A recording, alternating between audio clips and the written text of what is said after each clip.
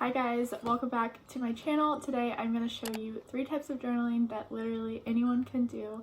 You just need a few supplies, which I'm obviously going to show you, but I just wanted to make this video because a lot of people will ask me, well, what do I do if I am not good at drawing or writing? With these journaling styles, you don't need to be good at those things. You can just be creative and have your own safe space to go to when you're feeling anxious or stressed. So I hope that you enjoy, and let's just get into the different types of journaling. So the first type of journaling that I want to talk about is collage journaling, which is the type of journaling that I do the most. I really love collage journaling just because it is the most forgiving. You are just making collages with different types of pictures and papers, and if you mess up, you can just cover it up or make something new out of what you messed up with, if that makes sense. And I personally am a huge perfectionist when it comes to my art, so when I'm trying to do other types of journaling, I get frustrated really easily, but with collage art, it's a lot easier to do. With collage art or collage journaling, all you need really is a journal. I just use a moleskin journal. I just put art journal on the front. I got this idea from Jordan Clark. If you don't watch her, then you should, because she has really good stuff. If you don't have a printer, this is the best type of art for you, just because you can use pictures from books or magazines and cut those out. My favorite place to get different books and magazines is from Goodwill or any type of antique or thrift store. It's super cheap and super easy to find good stuff. So with collage art, you can layer papers and cut people out and cut things out and make a whole scene out of it, or just kind of do whatever you're feeling. You'll see that I wanted to create an Audrey Hepburn spread, so I just cut a few pictures out of her and then added little details to her face. Just remember, with collage journaling, there is no rules. Really, there's no rules with any of these types of journaling, but it is the most forgiving, so it is the easiest in my opinion. So my basic supplies are my moleskin journal, my jelly roll pens, and then a glue stick. I also really like to keep a box of scrap papers for layering. I always make sure to save them when I'm done journaling because I use them all the time. These are all just scraps from magazine pages or old dictionaries or books, and you'll see in the next clip how I find those things. My absolute favorite place to get books is from Goodwill, but any thrift store or antique store works. I just go through the bookshelves and look for older books like these romance novels. They're good for cutting out quotes. Or I look for picture books. Usually they're bigger, and I just go for those. I found this Audrey Hepburn book. I know it bothers some people that I cut out of books, but I'm getting them for really cheap, so it doesn't really bother me. So with collage art, I really don't ever have a set plan. I just pick out pictures that I think might go well together.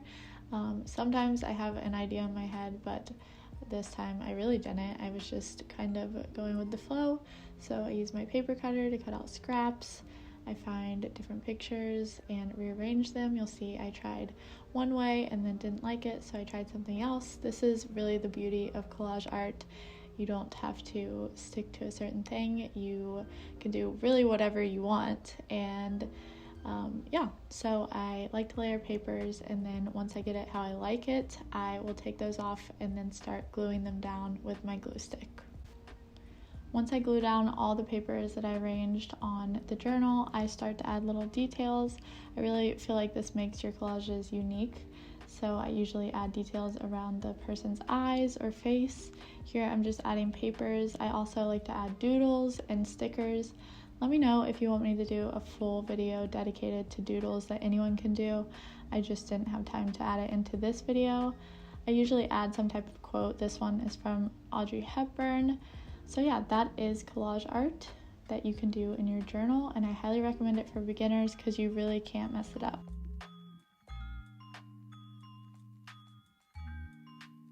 The second type of journaling that I'm going to talk about is what I would call aesthetic minimal journaling. You'll see what I mean. It is basically where you get a bunch of aesthetic themed photos. So in this spread that I'm showing you here, I did a Harry Styles spread. So I printed out a bunch of pictures from Harry Styles concerts. Those I got from Pinterest. I try to avoid Pinterest if I'm not printing out like celebrity photos. I also like to use Pexels.com and Unsplash.com. Those are free photo websites and they have really good photos on there as well. With this type of journaling, you can be very minimal and make it very pretty and aesthetic, and then add little words or writings after you're done. I just love looking at these types of journals. For this type of journaling, I would recommend using stickers or washi tape. Using scrap papers or texture paper from books and magazines is really good for layering. So like I said, I use Pexels.com or Unsplash.com. I'm just showing you here that they really do have great photos. You have to search a little bit sometimes, but you'll find them. I wanted to do a Harry Styles spread, so I printed some pictures from Pinterest. That's really the only time I use Pinterest is for like celebrity photos. And then I just cut them out. Usually I print these photos a lot smaller because I'm doing a more minimal aesthetic spread, like I said. So I like to use washi tape and stickers, cut out little PNGs, and just start arranging the papers on the journal. Once everything is glued down, I will go ahead and add scrap papers, washi tape, stickers, and then some doodles. I always like to add plant doodles and star doodles. I said doodles so many times. Yeah, I just think it adds a lot of character to the spread. I also like to write little lyrics or quotes that relate to the theme of the spread, so I just wrote some Harry Styles lyrics, and yeah, it turned out really cute and it's so easy to do. Before I tell you about the last type of journaling, I wanted to quickly thank Skillshare for sponsoring this video. Skillshare is an online learning community with thousands of classes for people who want to learn and grow in creativity. With Skillshare, you can explore new skills and develop interests you might have. Skillshare classes include productivity, illustration, fine art, photography, and even diving deeper into the different types of journaling I talk about in this video. Skillshare offers membership with meaning. Connect with the support of fellow creatives and enter a community of encouragement, communication, and inspiration. Whether you're looking to fend off boredom, focus on self-care through creativity, or join a creative community, Skillshare is the place to keep you learning. As you guys know, I recently announced that I'm starting a business and have been using Instagram to spread the word. I'm currently taking Tyler J. McCall's class called Instagram for Business, Build on Engaged Community, and I've learned so much about marketing through Instagram already.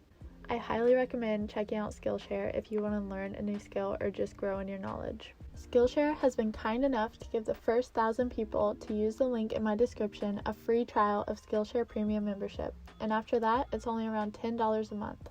So if you're interested in learning something new, go ahead and click that link in my description to start learning today.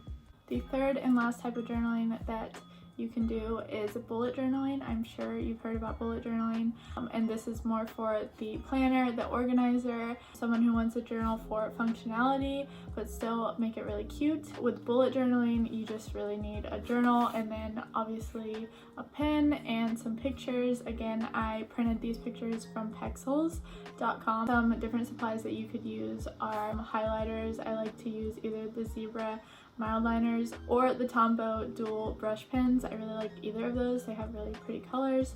With bullet journaling, you can plan out your weeks and make it really pretty. It's just fun to sit down on a Sunday and just plan out your entire week.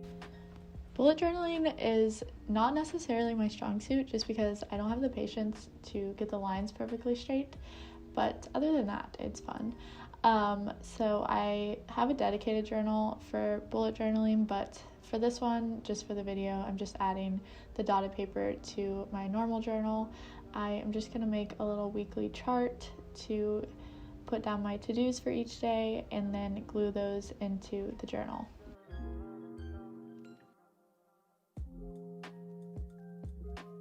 Since I don't have a huge journal for bullet journaling, I just usually print 2 to 3 pictures to make it a little prettier and just add a few scraps in there. I don't want to overcrowd it, so I don't put too much in there. I sometimes add washi tape and then I start writing the days of the week. I always have to do this in pencil first because if I don't, I will definitely screw it up. I then just wrote what I wanted to get done each day this week and added some doodles in the spaces that were blank, and that is my bullet journal spread. It's simple, but I think it turned out good.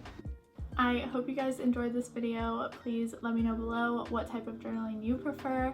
Don't forget that you never have to limit yourself to one type of journaling. I did that for a while and I got really bored with collage art, so I started experimenting, and now I love trying all types of different things. So let me know which one you like the best. Don't forget to follow me on Instagram to see more journaling videos. I do kind of like time-lapsey videos on there showing the process. So yeah, I hope you guys enjoyed this video, and I will see you next time. Bye.